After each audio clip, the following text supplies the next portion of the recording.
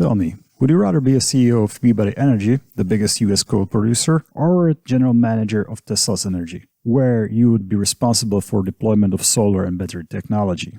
If this is something you can connect with, then another example. A CEO of Philip Morris, cigarette and lung cancer supplier, or CEO of Essilor Group, company focused to improve lives by correcting impaired vision, that is currently branching out to areas such as vision-related neuroscience and sensory substitution.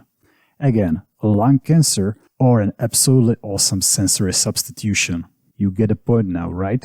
Not every company strives for common good, and there are ones that are just evil and exploit our biases, such as lobster being a posh food, or our fears. Well, this may be a slogan of NRA. We're NRA, and we feed and exploit your fears.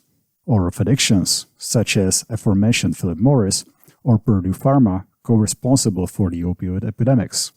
Since you're here, I would bet that you've already taken a few steps towards financial independence, and that you've done some research on your potential investment opportunities. If so, then you probably know that companies in oil and tobacco industry pay among the highest dividends out there, meaning that they are rather safe and reliable investments, unfortunately. The way I see it is that investing in a company that makes future grim defeats the purpose in investing into our retirement altogether. Because how are we supposed to enjoy our retirement if air would be polluted everywhere we'd go, if seas are filled with garbage, and if people around us, including our loved ones, are sick due to hyper-processed consumables? And I know, the last we don't have to buy, but many don't have the option or convenience. Secondly, you may argue that by not investing in these companies, you're not stopping them. Indeed, that's true. That was a similar view that Bill Gates held in his most recent book. But on the other hand, you're able to invest in companies that are trying to make this world a better place, which he did as well. So what is it that you can do? I'd suggest investing in those companies that strive for a better future. I know, it's a cliche, yet on the other hand, there's only a handful of people that didn't own Tesla shares and even less people that didn't make money holding on to it. So it's something feasible. I can already hear you. Yes, most of these companies are only establishing themselves and often rely on governmental subsidies that may dry up on a whim. Yet recent development teaches us that this is not likely.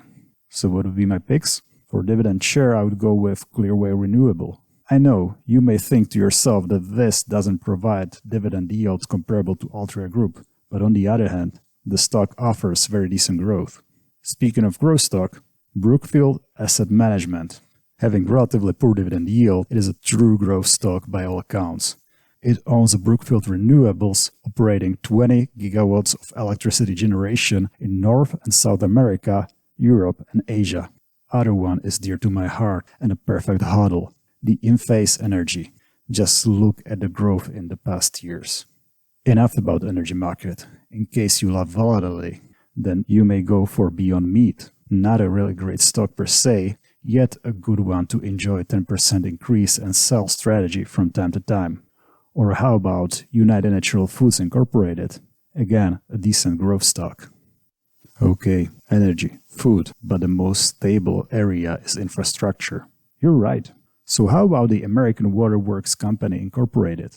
This is a company that is almost resistant to market setbacks. Plus, we know that US government needs and is going to invest into infrastructure, where there will be a room of opportunity to such companies. Anyways, if you're looking for a moral investment, then you wouldn't need to go full Jesus. My growth portfolio contains about 10% clean energy, and there are other items such as Quantum or Square that are among my favorites. The point I'm trying to make is that you don't have to sell your soul if you want to make profit. Or you can. Who am I to tell you how to live your life? Anyways, thank you very much for watching.